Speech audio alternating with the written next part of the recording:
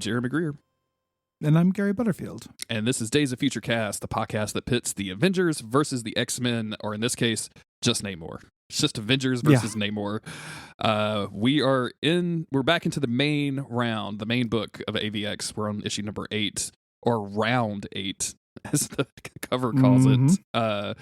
We left off with Namor in a variety of places. So Emma Frost kind of whispered in his ear and made out with him a little bit and got him all heated up to go destroy Wakanda. He stopped along the way to visit with Captain America, give him a ride to Wakanda too, so they could talk about being brothers back in the 40s. And now he has arrived in Wakanda and is just attacking it with fish dudes and water. Yeah, water and fish, basically, flooding it. Big bummer. A lot of collateral damage here. The X-Men are evil now, as we mentioned. As this is happening, they're like, "Hey, Hamburger Man, go back through the portal." With Iron Man, we're gonna go back and do the thing where we prepare. This is again, it's gonna be the Phoenix versus the fucking, Iron Fist dragon. Head back there and do that stuff. Mm-hmm. While you're here, fight Namor. Yep. While we're leaving you behind. I love Iron Fist being like, "I can't believe they left without me." Like, I'm fucking Iron Fist. This is, Captain America is pretty upset because Namor was his brother, and now it's, now he's got sea monsters drowning Wakandans. Absolutely. So he immediately says like, "Oh, I have history. I'm going to try to talk him down." And they're like, "You're not. What? Are you serious? Absolutely not. Like, this is an act of war." I hate where he's like, "This is an act of war. He's proved us right. Scott's revealed himself." I'm like, "You've just been at war. You've been doing war stuff forever." Yeah, you guys have tried to kidnap multiple X-Men by this point. You said a Red Hulk showed up as an assassin. Yeah. Remember? And so Captain America calls the Avengers. This is an argument between T'Challa and Steve, and T'Challa's like, "I don't care about Scott Summers. Like, get the Avengers here and prevent the wrecking of my home. Like, I have citizens here."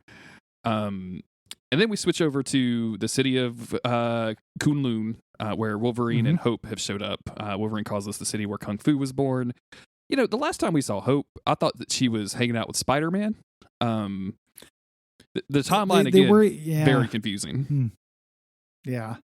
Then she left Kunlun and then came back to Kunlun with Wolverine in the snow. And I'm pretty sure both those comics are written by Bendis, so I don't fucking know what's going on. Yeah, it's hard to keep up with some of this stuff.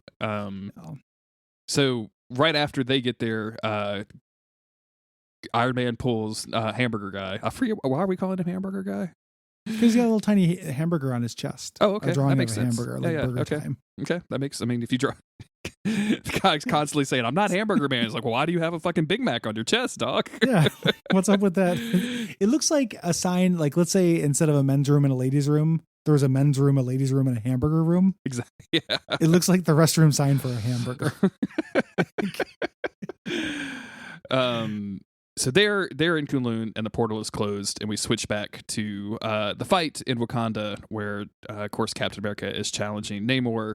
Namor is screaming and like yelling in full villain mode at this point. "You brought this upon yourselves. You defy our power. Yada yada yada yada yada." And again, this is one of my frustrations where when they talk about these infinite cosmic powers and these abilities, and then like they have to wage a war. Like, I feel like Captain America throws a piece of metal at him. Yeah, exactly. Like it either they are crazy, powerful cosmic entities, or they can be hit in the face by a shield. Like, there's fucking Iron Fist. Exactly. Yeah. His weird sea monsters and Atlanteans start backing him up, and this is just pissing Namor off further. Here, T'Challa, they do just, Bendis loves this fucking thing where T'Challa comes up with the gun and he's like, "You're not going to do this with an earth weapon." He's like, "I know, it was stalling, doing this is actually a distraction." A little bit loves that.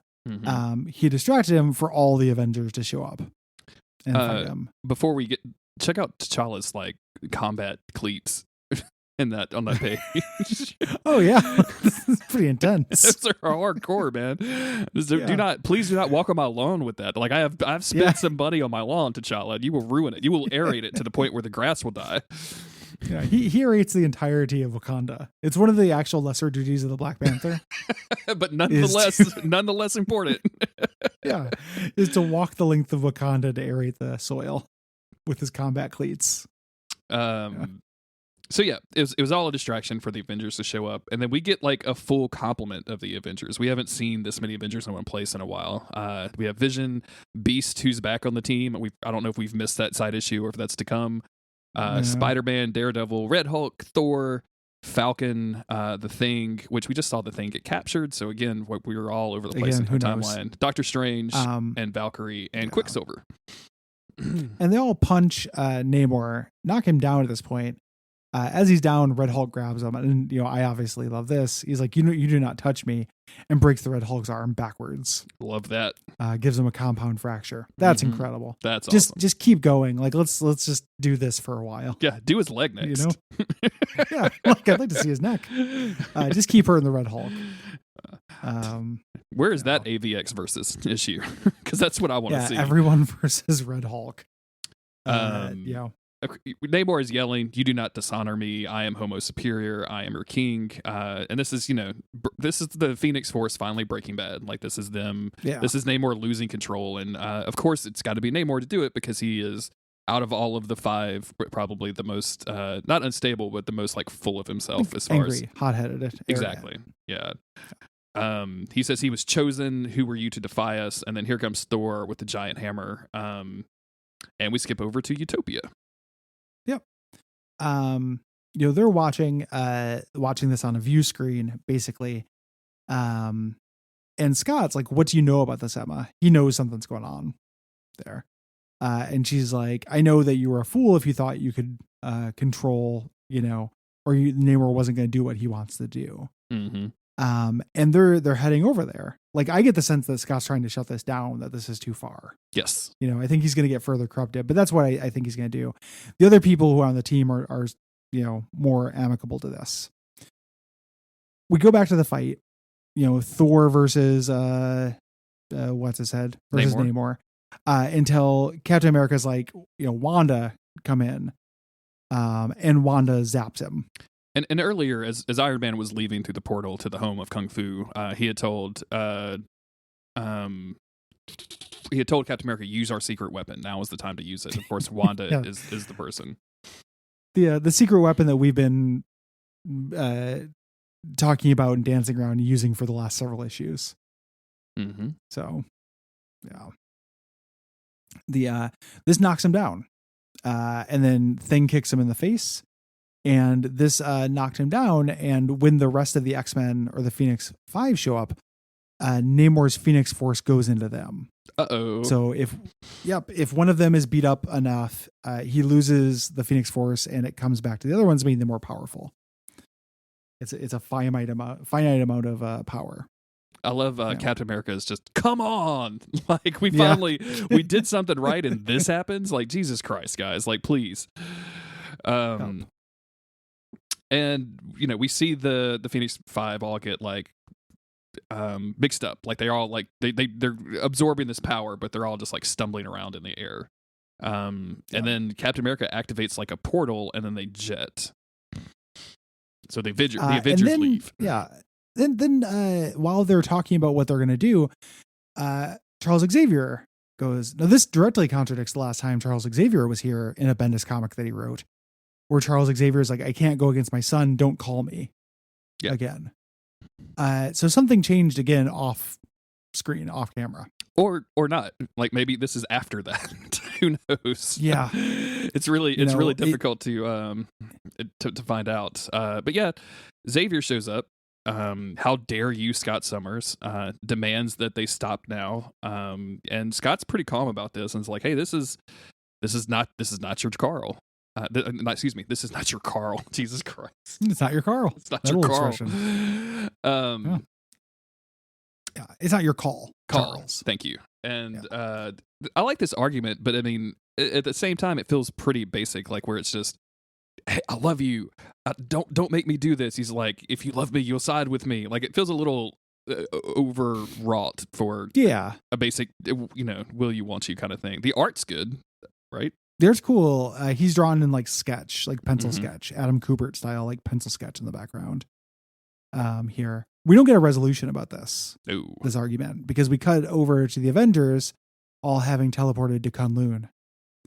And just hey, it took all of us to take one of them down, and that one made the rest more powerful. Like, even when we win, we lose.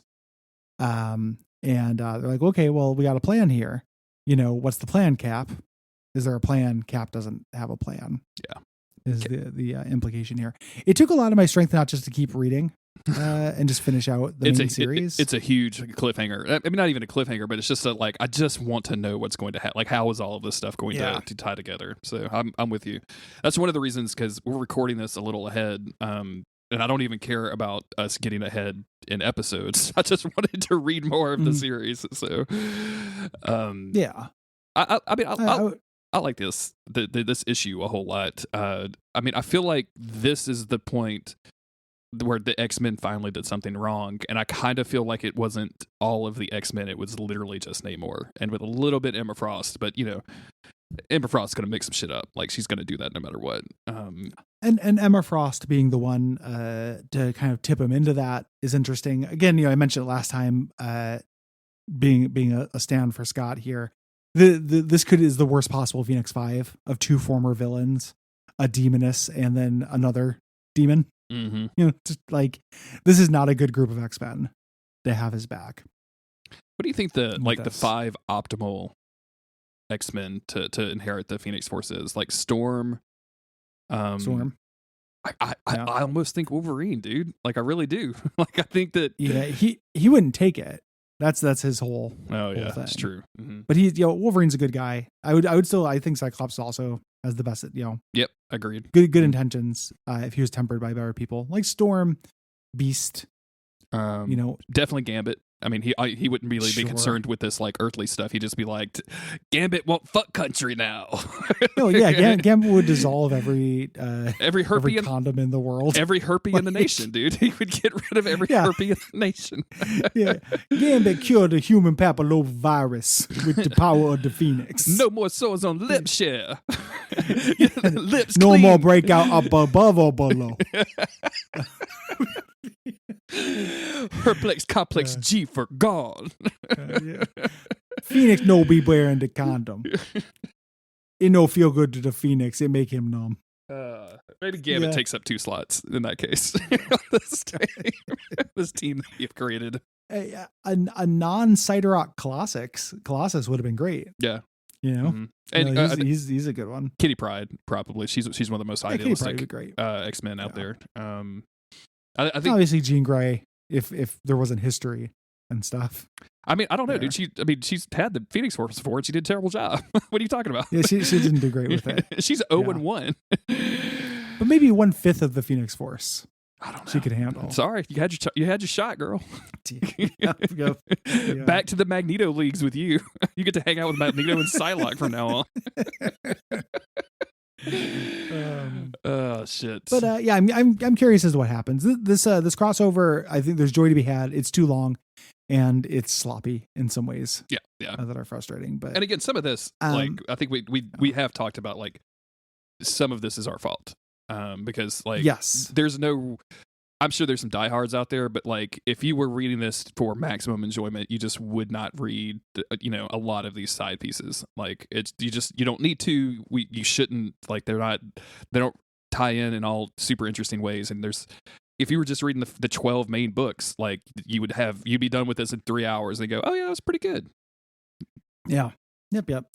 And that's going to be our lesson to learn a little bit for next time we pick something. We're going to do some short runs. Yes, absolutely. We're almost done with this. Thank everybody for listening. 4. Oh, yeah, we are almost done. Yeah. 8, 12, 13, 14, and then there's a AVX Consequences. That's 5 issues, so that's 20 issues. So 20 more episodes, roughly. Yeah, and we do 4 of them every 2 weeks. Mm-hmm. A couple months. Yeah, not too bad. If you like the show, go to patreon.com/Duckfeed.tv. We appreciate you. go leave us ratings, reviews, and Apple Podcasts. But most importantly, tell your friends.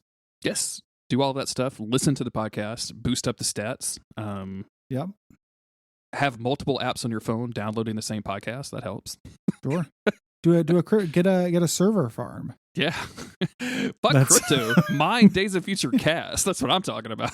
Yeah. Yeah. And then other than that, though, no notes. Yep. We appreciate you. Mm-hmm. We're recording this in advance. This will, Duck Stream will have already happened. Thank you for tuning in, presumably. Yeah. And hopefully it went well. And happy holidays. Happy holidays. We love you and be safe.